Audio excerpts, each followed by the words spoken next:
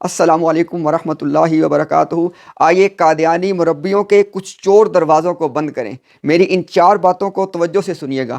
پہلی بات، خود کو مسلمان کہلانے والا کوئی شخص اگر جناب رسول اللہ صلی اللہ علیہ وسلم کی ذات اقدس کے بعد کسی کو اللہ کا نبی یا رسول مانے، ایسا شخص کافر ہے اور دارہ اسلام سے خارج ہے۔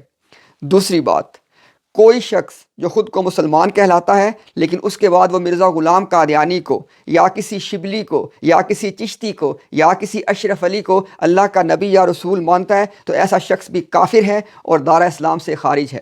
تیسری بات، خدا کی قسم پورا دیوبندی مکتبہ فکر، پورا بریلوی مکتبہ فکر جناب رسول اللہ صلی اللہ علیہ وسلم کی ذات اقدس کے بعد کسی انسان کو اللہ کا نبی اور رسول نہیں مانتا، خواہ وہ کوئی شبلی ہو، خواہ وہ کوئی چشتی ہو، خواہ وہ کوئی اشرف علی ہو۔ یہ وہ تہمت ہے جو قادیانی دہائیوں سے ان مکاتب فکر پہ لگاتے چلے آ رہے ہیں۔ میرا پوری قادیانی امت کو چیلنج ہے، ایک معتبر، صرف ایک معتبر دیوبندی یا بریلوی عالم پیش کرو جو یہ کہے کہ وہ جناب رسول اللہ صلی اللہ علیہ وسلم کے بعد کسی چشتی کو، شبلی کو یا اشرف علی کو اللہ کا رسول مانتے ہیں۔ جھوٹ بولنا بند کرو۔ آخری بات، تم مرزا غلام قادیانی کے مہدی اور مسیح ہونے کی بات کرتے ہو۔